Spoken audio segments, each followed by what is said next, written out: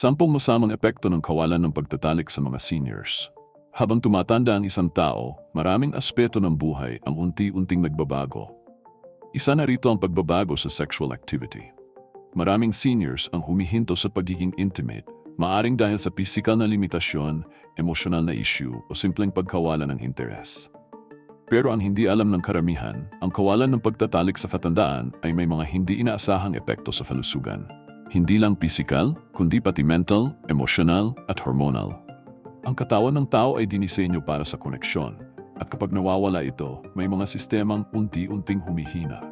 Sa panahon ng ibang bahagi ng katawan ay dumararanas na ng natural na paghina, mahalaga ring maunawaan na ang sexual intimacy ay hindi lamang para sa kaligayahan, kundi bahagi rin ng kalusugan. Kapag ito ay tuluyang nawala o hindi na bahagi ng buhay ng isang senior, may mga epekto ito na maaring unti-unting makasama sa pangkalahatang well-being. Isa sa mga unang aspeto na naapektuhan ay ang cardiovascular system. Kapag regular ang sexual activity, ang puso ay naengganyo sa light to moderate cardiovascular exercise. Tumataas ang heart rate sa parang ligtas at natural. Pero kapag nawawala ito, isa itong opportunity lost para sa puso na manatiling aktibo. Ang matagal na kawalan ng intimate activity ay naugnay din sa pagbaba ng circulation. Hindi lang ito tungkol sa blood flow sa reproductive organs, kundi pati sa buong katawan. Mas bumabagal ang daloy ng dugo, nagiging stagnant at nawawala ang natural na flow na nakakatulong para sa optimal tissue oxygenation. Bukod sa puso, apektado rin ang hormonal health. Kapag tumitigil ang pagtatalik sa isang senior, bumababa rin ang production ng ilang importanteng hormones gaya ng oxytocin, na tinatawag ding bonding hormone. Ang oxytocin ay responsible sa feelings of connection, trust, at emotional security. Kapag mababa ito, mas mataas ang risk na makaramdam ng lungkot, stress, o depresyon. Sa mga seniors na matagal nang hindi nakakaranas ng physical closeness, madalas silang makaranas ng emotional detachment. Parang palaging may kulang o may layo sa paligid nila kahit may kasama naman sila. Apektado rin ang immune system. Isa sa mga surprising findings ng ilang pag-aaral ay ang koneksyon ng intimacy sa immune strength. Ang katawan na regularly nakakaramdam ng affection at intimacy ay mas aktibo ang immune cells, lalo na ang immunoglobulin A na tumutulong sa pagprotekta laban sa common infections. Kaya kapag tumigil ang sexual activity sa isang senior, bumababa rin ang immune response. Mas nagiging prone sa ubo, sipon at iba pang infections. Hindi rin dapat ipagsawalang bahala ang epekto nito sa muscle at bone health. Ang light physical exertion na nangyayari sa intimacy ay tumutulong sa maintenance ng muscle tone at flexibility. Para sa seniors, na madalas ay unti-unting nawawala ng muscle mass dahil sa aging, ang ganitong klaseng movement ay may mahalagang role. Kapag matagal nang hindi aktibo ang katawan kahit sa ganitong paraan, mas bumibilis ang sarcopenia o muscle loss na natural na nangyayari sa pagtanda. Sa cognitive health, may mga epekto rin. Ang intimacy at sexual stimulation ay may kaugnayan sa mental sharpness. Ang utak ay pinapalakas hindi lang ng reading, pag-exercise o pag-aaral, kundi pati ng emotional at physical stimulation. Kapag ang intimacy ay nawawala, mas bumababa rin ang dopamine at endorphin levels. Ang resulta? Mas madaling makaranas ng brain fog, low energy at kahit confusion. Sa mga seniors na walang sex life, napapansin na mas mabilis silang makalimot, mas mababa ang motivation, at mas madalas ang mental fatigue. Pati emotional stability ay natatamaan. Maraming seniors ang hindi alam na ang intimacy ay may psychological role sa self-worth. Kapag nawala ito, madalas nilang maramdaman na hindi na sila desirable, natapos na ang bahagi ng buhay na may kilig o connection. Ang ganitong mindset ay nag-ugat sa mababang sexual confidence at maaring mauwi sa self-isolation. Kapag pinagsama mo ang social withdrawal, kawalan ng physical affection at hormonal imbalance, perfect recipe ito para sa depression. Ang isa pang hindi napapansin ay ang epekto nito sa urinary health. Sa mga lalaki, ang regular ejaculation ay may protective effect sa prostate. May mga pag-aaral na nagsasabing nakakatulong ito para ma-reduce ang risk ng prostate problems. Sa kababaihan naman, ang vaginal at pelvic activity ay tumutulong sa tissue elasticity at circulation. Kapag tumigil ito, mas madaling magkaroon ng vaginal dryness, discomfort, at pelvic weakness na posibleng mauwi sa urinary incontinence. May epekto rin ito sa sleep quality. Ang intimacy ay tumutulong maglabas ng endorphins at calming hormones na nagsisignal sa utak na panahon na para mag-relax. Kaya maraming tao ang mas mahimbing ang tulog pagkatapos ng sexual activity. Kapag matagal nang wala ito sa routine ng isang senior, mas prone sila sa insomnia, light sleep o madaling magising sa madaling araw. Panghuli pero mahalaga, may epekto rin ito sa longevity. Hindi dahil nakikipagtalik ka ay automatic hahaba ang buhay mo, pero may kinalaman ito sa quality ng aging. Ang mga seniors na patuloy na may emotional and physical intimacy sa kanilang relationships ay mas mataas ang quality of life, mas mababa ang levels ng stress hormones at mas mataas ang life satisfaction. Kapag nawala ito, isa itong invisible loss na hindi agad ramdam, pero lumalabas sa physical at emotional decline over time. Kaya kung ikaw ay isang senior na matagal nang walang intimacy, hindi ito para sabihin may mali sa iyo. Pero mahalagang malaman na ang katawan ay may pangangailangan hindi nagbabago kahit tumatanda. Ang pag-unawa sa epekto ng kawalan ng pagtatalik ay hindi tungkol sa kahihiyan, kundi sa awareness para mapangalagaan pa rin ang kabuuang kalusugan kahit sa senior years. Maraming seniors ang nag-aakala na ang pagtigil sa sexual activity ay isang normal na bahagi ng pagtanda na hindi na kailangang pagtuunan ng pansin. Pero ang totoo, hindi ito basta-bastang pagbabago lang. Ito ay may domino effect sa maraming aspeto ng katawan na kadalasan ay hindi agad makikita pero unti-unting nararamdaman habang tumatagal. Kapag matagal na walang intimacy sa isang relasyon, nagsisimula ring magkaroon ng emotional distance. Hindi man laging lantaran pero sa araw-araw na pagkausap, paghawak at pagtingin sa isa't isa, may unti-unting lamig na pwedeng umuspong kapag hindi na bahagi ng relasyon ang lambingan at physical na koneksyon. Isang madalas na hindi na pag-uusapan ay ang epekto nito sa stress levels ng seniors. Ang intimacy, lalo na kung may emotional connection, ay isang natural stress reliever. Ang katawan ay naglalabas ng oxytocin at endorphins na tumutulong upang bumaba ang cortisol, ang stress hormone. Pero kapag matagal nang walang ganitong klaseng release, nananatiling mataas ang cortisol sa katawan. At kapag laging mataas ang cortisol, mas madaling manghina ang immune system, tumaas ang blood pressure, pumagal ang metabolism, at lumala ang chronic inflammation. Mga factor nagpapabilis sa pagtanda at nagpapahirap sa katawan na mag-recover sa sakit. May kaugnayan din ito sa social behavior. Ang seniors na hindi na active sa intimacy ay mas mataas ang risk ng social withdrawal. Hindi ito laging halata sa simula, pero unti-unti nababawasan ang pakikipag-usap, lumalayo sa mga social gatherings, at nawawala ng interes makipag-ugnayan kahit sa pamilya. Bakit? Dahil ang kawalan ng intimacy ay parang pagkawala rin ng isang mas malalim na dahilan para magpakita ng emosyon. Sa mga lalaki, kadalasan itong isinasarili, kaya tila tahimik lang pero may internal struggle na nararamdaman. Sa mga babae, maaring magpakita ito bilang pagkabahala, kalungkutan o pakiramdam ng hindi na mahalaga. Ang isa pa sa mga epekto na hindi masyadong pinapansin ay ang pagbabago sa skin health o kahit ang balat ay apektado. Kapag ang katawan ay may sapat na exposure sa positive touch, hindi lang sexual kundi kahit simpleng haplos, yakap o paghawak, naglalabas ito ng hormones na tumutulong sa skin cell regeneration. Pero kapag ito ay matagal nang nawala, mas bumababa rin ang skin elasticity.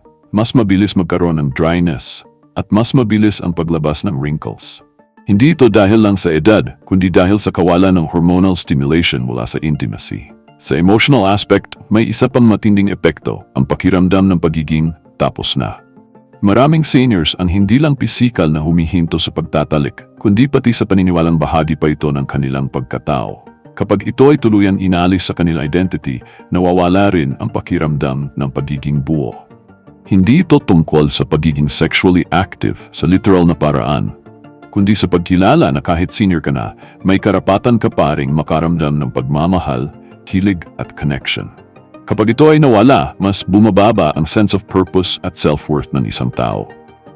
May mga pagkakataon na ang kawalan ng intimacy ay hindi lang dahil sa physical na limitasyon, kundi dahil sa takot.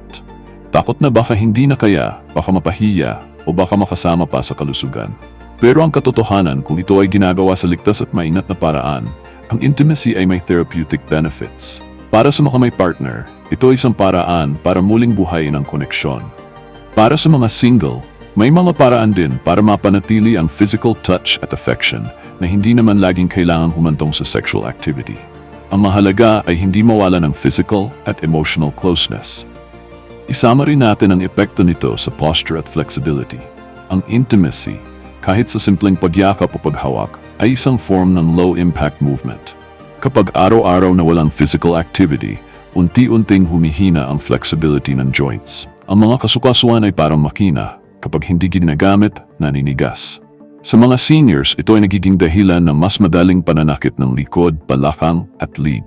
Kapag may regular na affectionate interaction, napapanatili ang range of motion at comfort sa katawan. Sa mga pag-aaral, lumalabas din na ang mga seniors na may regular na intimacy ay mas mababa ang risk ng depression. Hindi lang dahil sa hormones, kundi dahil sa pakiramdam na sila ay connected, alive, at may value pa rin ang presence nila sa buhay ng iba. Kapag matagal na itong nawala, may epekto rin sa brain chemistry. Mas nagiging active ang parts ng brain na konektado sa loneliness, overthinking at fear. Sa ganitong kondisyon, mas madalas silang makaramdam ng helplessness at sa matinding kaso, nawawalan ng gana sa buhay. Hindi rin ligtas sa epekto ang digestive health. Bagamat hindi ito agad halata, ang kawalan ng intimacy ay nakakaapekto rin sa gut health dahil sa hormonal imbalance. Kapag mataas ang stress hormones at mababa ang happy hormones, naapektuhan ang digestion. Mas nagiging irregular ang bowel movement, mas mataas ang risk ng bloating, constipation, at irritable bowel symptoms. Ang digestive system ay highly sensitive sa emotional state ng isang tao, at ang intimacy ay isa sa mga natural balancer nito.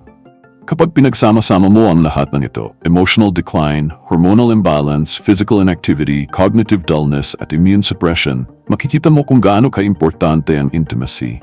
Hindi lang bilang parte ng relasyon, kundi bilang bahagi ng kalusugan ng isang senior. Hindi ito usapin ng libido lang, ito ay usapin ng holistic wellness. Ang senior na may sense of touch, emotional connection, at kahit kaunting intimacy ay may mas malaking chance na mamuhay na mas masigla, mas masaya, at mas may saysay. Ang tanong, kung ikaw ay isang senior o may kakilalang senior na tila matagal ng walang intimacy sa buhay, anong pwedeng gawin? Hindi kailangan maging sexual agad ang solusyon. Ang simple at consistent na physical affection tulad ng paghawak ng kamay, pagyakap o paglalambing ay may malaking epekto. Ang open communication sa partner, pagbuo ng emotional connection at pag-maintain ng pagiging close ay sapat na para simula ng pagbabago. Ang katawan ay marunong mag-adjust basta may intensyong ibalik ang connection. Ang isa sa mga pinakamahirap tanggapin ng isang senior ay ang unti-unting paglayo sa dating nakagawiyang closeness sa kanilang partner. Habang tumatagal ang kawalan ng intimacy, nagkakaroon ng silent gap sa pagitan ng dalawang tao. Hindi ito palaging usapin ng pagmamahalan, kundi ng kakulangan sa pisikal na koneksyon. Sa maraming mag-asawang senior, dumadaan sila sa mga taon na tila naging kasama na lang sa bahay ang isa't isa. Hindi na kasing lambing, hindi na kasing bukas, hindi na kasing maalab ng dati. Pero ang hindi nila napapansin, ang kawalan ng intimacy ay naging dahilan kung bakit mas madalas silang mag-away, mas lumalayo ang loob, at mas tumitindi ang pakiramdam ng pagiging mag-isa kahit may kasama. Ang katawan at isipan ng tao ay sensitibo sa rejection, kahit hindi ito sinasabi ng direkta. Kapag paulit-ulit ang hindi paglapit o hindi pagdamay sa partner, ipinapadala nito sa utak ang mensahe na wala ka ng halaga. Ang emotional pain na dulot ng kawalan ng intimacy ay halos kapantay na nararamdaman kapag nawala ng mahal sa buhay. Hindi ito exaggeration. May mga pag-aaral na nagpapakita na ang mga taong matagal ng walang emotional at physical closeness ay may brain scan patterns na halos katulad ng mga dumadaan sa grief. Ang katawan ay may sariling wika at kapag hindi ito nabibigyan ng lambing, nagrereklamo ito sa pamamagitan ng emosyon, sakit ng katawan, at mental fatigue.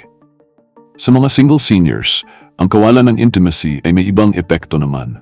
Hindi man sila nasa isang relasyon, may pangangailangan pa rin ang kanilang katawan para sa comfort, skin-to-skin contact at pakiramdam ng pagiging wanted.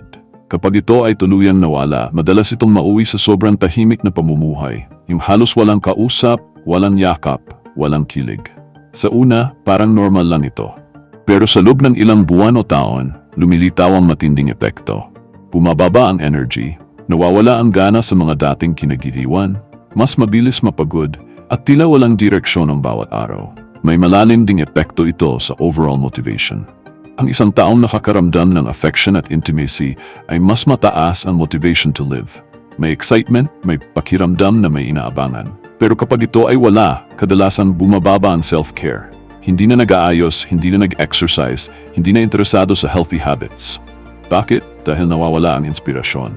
Ang katawan at isipan ay nagtutulungan. Kapag may kilig at koneksyon, mas masigla ang buong sistema. Pero kung ito ay nawala, hindi lang ito pagkawala ng sex life.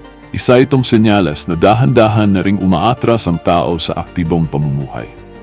Sa aspeto naman ng pain tolerance, may koneksyon din ito sa intimacy. Ang katawan na regularly nakararanas ng physical na affection ay may mas mataas na threshold sa sakit. Sa madaling salita, hindi agad masakit ang maliliit na karamdaman. Bakit? Dahil ang oxytocin na lumalabas tuwing may touch o intimacy ay natural painkiller. Kapag ito ay kulang, mas nararamdaman ang sakit sa kasukasuan, likod at ulo. Kaya maraming seniors na walang intimacy sa mahabang panahon ang madalas ding nagre-reklamo ng paulit-ulit na pananakit ng katawan, na kadalasan ay walang klarong physical cause. Pati ang respiratory health ay may epekto. Maaring hindi obvious, pero ang regular intimacy ay tumutulong din sa lung capacity at breathing rhythm. Sa mga aktibidad na may kasamang deep breathing, light movement, at relaxation, ang katawan ay nasasanay sa malalim at maayos na paghinga. Kapag ito ay wala, mas madaling makaranas ng shallow breathing at sa mga may existing conditions gaya ng COPD o asthma, mas mabilis ding ma-trigger ang symptoms. May epekto rin ito sa confidence sa sarili. Ang seniors na matagal ng walang intimacy ay mas madalas makaramdam ng pagiging invisible, na parang wala nang tumitingin sa kanila bilang isang taong may damdamin at pangangailangan. Kapag ito ay pinagsama sa age-related physical changes tulad ng wrinkles, weight gain, o hair thinning, mas lalong bumababa ang self-esteem. Ang tanong ng maraming seniors ay, ako pa ba ay kaibig-ibig? Kapag walang sumasagot ng o sa pamamagitan ng touch o lambing, ang sagot ay nagiging hindi sa sarili nilang isipan. Hindi rin ligtas sa epekto ang spirituality. Sa mga seniors na reliyoso, may internal conflict din ang kawalan ng intimacy. Iniisip ng ilan na baka kasalanan na maging physically intimate sa matandang edad, o baka hindi na ito angkop sa kanilang paniniwala. Pero sa totoo lang, kung ito ay ginagawa sa loob ng pagmamahalan, respeto at pangangalaga, ang intimacy ay maaring maging isa ring paraan para mapalalim ang koneksyon sa kapwa at sa sarili. Ang spirituality at physical connection ay hindi laging magkalaban. Kapag naunawaan ang role ng intimacy sa holistic wellness, mas nagiging balanse ang pananaw sa kalusugan, pisikal, emosyonal at spiritual. May ilang seniors na nagsasabing wala na sa akin yan, pero kadalasan ay defense mechanism ito. Dahil sa takot, kahihiyan o kakulangan ng kausap, pinipiling itanggi ang pangangailangan iyon. Pero kapag binigyan ng ligtas at bukas na espasyo para pag-usapan ito, maraming seniors ang umaamin na may pamumulila pa rin sila sa yakap, haplos at pagiging malapit sa isang tao. Hindi ito kahinaan, kundi pagiging totoo sa sarili. Lahat tayo ay may pangangailangan ng koneksyon at hindi ito nawawala kahit kailan. Sa puntong ito, malinaw na hindi simpleng usapin ang kawalan ng pagtatalik sa mga seniors. Ito ay may malawak na epekto sa katawan, sa isipan, sa emosyon, sa relasyon at maging sa pananaw sa buhay. Pero mahalaga ring banggitin na ang solusyon ay hindi laging nakasentro sa pagbabalik ng sexual intercourse. Hindi lahat ng seniors ay pisikal na kayang maging active sa aspetong iyon. Ang mahalaga ay hindi mawala ng connection, yung simpleng hawak sa kamay, lambing sa salita, pagyakap sa gabi, o pag-upo sa tabi ng taong mahal mo. Ang intimacy ay may iba't ibang anyo. Hindi laging kailangan ng aksyon na pangromansa. Minsan sapat na ang pakiramdam na may taong interesado pa rin sa iyo, na may nagmamahal pa rin sa iyo ng buo kahit hindi na bata ang katawan mo. Kapag nararamdaman ng isang senior na sila ay importante pa rin sa puso ng isang tao, bumabalik ang sigla ng kanilang araw-araw na buhay. Sa simpleng gestures, nagiging mas buo ang kanilang pagkatao. Kung ikaw ay may partner, subukan mong buhayin muli ang physical closeness. Hindi kailangang madali, hindi kailangang pilitin. Pwedeng magsimula sa simpleng paghawak ng kamay habang nanonood ng TV, sa paghalik sa pisngi bago matulog, o sa pagbibigay ng mensaheng nagpaparamdam na mahal mo pa rin sila. Kahit ang simpleng pag-upo ng magkasama sa katahimikan ay may halaga kung may lambing at pagmamalasakit. Sa mga seniors na may asawa pero tila napalayo na emotionally, maaring hindi pa huli ang lahat para simulan ang paglapit muli. Sa tamang usapan, respeto at pag-unawa, muling nabubuo ang koneksyon. Sa mga seniors na single at walang partner, huwag isipin na hindi na ninyo mararanasan ang intimacy. Maraming paraan para mapanatili ang sense of closeness at emotional touch sa buhay. Pwedeng magsimula sa paglaan ng oras sa mga taong nagbibigay ng positive energy, mga anak, apo, kaibigan, o kapwa seniors na bukas sa pag-uusap at koneksyon. Ang pagyakap sa isang kaibigan, pagbisita sa kapamilya, o kahit pagkakaroon ng alagang hayop ay may malalim ding epekto sa emotional well-being. Maging bukas din sa self-connection. Ang pagmamahal sa sarili ay isang uri rin ng intimacy. Kapag inaalagaan mo ang sarili mo, kumakain na maayos, gumagalaw araw-araw, nagpaganda o nag-ayos pa rin ang sarili, pinaparamdam mo sa katawan at isipan mo na mahalaga ka pa rin. At sa bawat araw na ginagawa mo ito, bumabalik ang enerhiya na nawala dahil sa kakulangan ng pisikal na pagmamahal. Hindi kailangang pilitin ang sarili na bumalik sa dating intimacy kung hindi ito posible. Pero ang mahalaga, huwag mong hayang mamatay ang pagnanais na magkaroon ng koneksyon. Ang pagyakap, paghawak, pagtawa ng magkasama, pagluha sa tabi ng kaibigan, lahat ng ito ay anyo ng intimacy. At lahat ng ito ay mahalaga. Walang sinuman, anuman ang edad, ang dapat mawala ng karapatan makaramdam ng lambing. Kaya na yon, kung ikaw ay senior o may kakilala kang senior, tanungin mo ang sarili mo. Kailan ko huling naramdaman na ako ay minahal sa paraang hindi lang salita? Kung matagal-tagal na, baka ito na ang panahon para hanapin muli ang lambing na yon, hindi dahil sa kahalayan, kundi dahil ito ay parte ng buhay na malusog, masaya at may saysay. Ang intimacy ay hindi pribilehiyo ng kabataan lang. Ito ay bahagi ng kalusugan ng lahat ng tao, bata man o matanda. Kapag ito ay patuloy na pinapahalagahan, kahit sa maliit at simpleng paraan, nagkakaroon tayo ng mas malalim na dahilan para gumising, mabuhay at magmahal, hanggang sa ating pinakahuling hininga. Kung nagustuhan mo ang video na to at may natutunan ka, don't forget to like and share para mas marami pa tayong matulungan. Subscribe ka na rin sa aming channel at i-click ang notification bell para lagi kang updated sa mga natural health tips araw-araw. Thanks for watching and we'll see you in the next video.